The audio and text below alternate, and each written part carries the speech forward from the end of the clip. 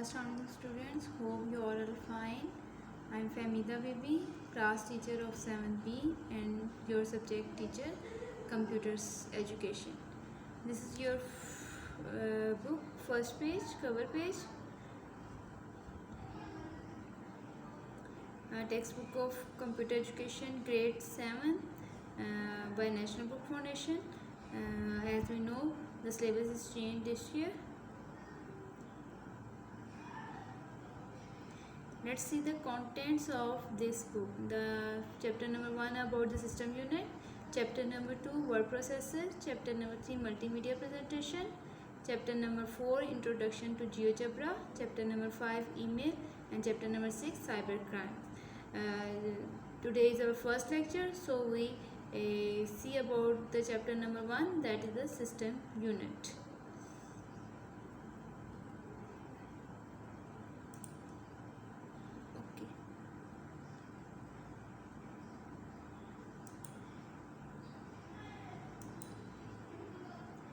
Main components of the system unit. A system unit is the case that contains all the electronic components of computer system like motherboard, power supply, RAM, CPU, which is also known as microprocessor, hard disk drive, optical drive, etc.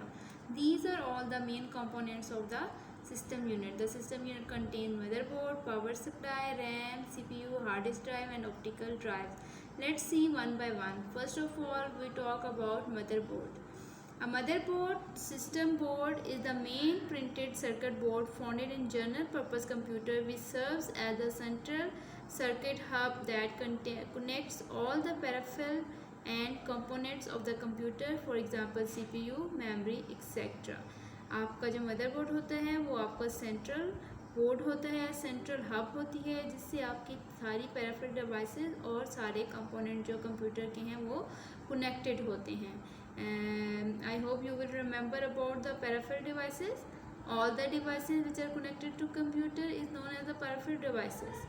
The motherboard is mounted inside the case and is securely attached by a small screw through pre-drilled holes. Motherboard provides ports to attach the hard drive and optical drives via ribbon cables. Motherboard carries fans and a special port designed for power supply. जो आपका motherboard होता है वो आपका जो system unit का case होता है उसके अंदर जो है वो अटैच्ड होता है और स्क्रू के साथ उसको फिक्स किया हुआ होता है. मदरबोर्ड जो है वो आपको डिफरेंट पोर्ट्स प्रोवाइड करता है जिसके थ्रू आप हार्ड ड्राइव्स को और ऑप्टिकल ड्राइव्स को अटैच कर सकते हैं by using a ribbon cables. Motherboard के अंदर फ़ैन होता है, फ़ैन से जो है वो हम कूलिंग का काम लेते हैं. वो आपके जो भी हीट प्रोड्यूस होती है ड्यूरिंग द प्रोसेसिंग उसको कूल डाउन करता है. एंड स्पेशल पोर्ट डिज़ाइन की जाती है, वो आपकी पावर सप्लाई के लिए होती है. Motherboard carries the number of ports to connect the monitor, printer, mouse, keyboard, speakers, network cable etcetera. जो मदरबोर्ड होती है उस पर डिफरेंट नंबर ऑफ़ पोर्ट्स होती हैं जिसके थ्रू आप आपके जो मॉनिटर है वो उसके साथ कनेक्ट करते हैं, प्रिंटर को कनेक्ट करते हैं, माउस को, कीबोर्ड को, स्पीकर्स और नेटवर्क केबल्स को उसके साथ आप कनेक्ट करते हैं. इसी तरह आप अपनी USB को भी कनेक्ट करते हैं, उसके लिए भी पोर्ट आपको अवेलेबल होती है. यहाँ पे आपको मदरबोर्ड की पिक्चर नज़र आ रही है, ये आपका मदरबोर्ड है. It's look like this. Okay, the next topic is CPU, Central Processing Unit. You all know about the Central Processing Unit. You have studied in 6th class also about the Central Processing Unit. आपका जो Central Processing Unit की block diagram सबसे पहले आपको दिखाई गई है जिसमें आपकी इनपुट डिवाइसेस होती हैं और आउटपुट डिवाइसेस होती हैं और उन दोनों के दरमियान में आपका सेंट्रल प्रोसेसिंग यूनिट होता है. ये सेंट्रल प्रोसेसिंग यूनिट की ब्लॉक डायग्राम है. सेंट्रल प्रोसेसिंग यूनिट में आप देखें जो दरमियान वाला आपका CPU है उसको 3 पार्ट्स में डिवाइड किया गया है. Number 1 is control unit, number 2 is arithmetic and logic unit and number 3 is memory unit. आप सब ने 6 में भी इसके बारे में डिटेल से पढ़ा होगा. Let's read about the CPU. Central Processing Unit is the primary component of the computer that processes and executes instructions. CPU consists of central processing control unit, arithmetic logic unit, and memory unit. जो आपका CPU होता है वो आपका primary component है किसी भी computer system का, जो जितनी भी इंस्ट्रक्शंस होती हैं उनको प्रोसेस करता है और एग्जीक्यूट करता है। ये कंसिस्ट करता है, सबसे पहले हम देखते हैं control unit. What is a control unit? देखिए नाम से ही जाहिर हो रहा है, control unit that controls all the activities of the computer system. The control unit CPU control the electronic flow of the information around the computer. The speed of the processor is measured in hertz.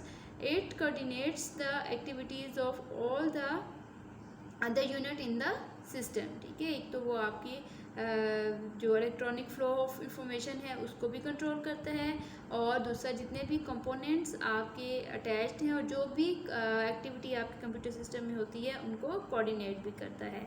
The second one is arithmetic logic unit. नाम से ही इसके पता चल रहा है कि इस unit की रिस्पॉन्सिबिलिटी क्या है, अरिथमेटिक ऑपरेशन भी करता है और लॉजिकल ऑपरेशन भी करता है। ALU is responsible for mathematical calculations and logical comparison. ALU operates on the data available in the main memory and sends them back after processing again to main memory।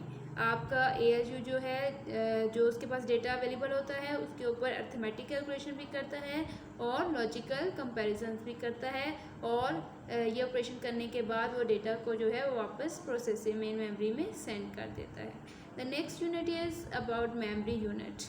The memory unit, primary memory, is directly accessed by the CPU to store and retrieve information। जो आपकी main memory होती है उसको आप अपनी primary memory भी कहते हैं। That is directly accessible by the CPU।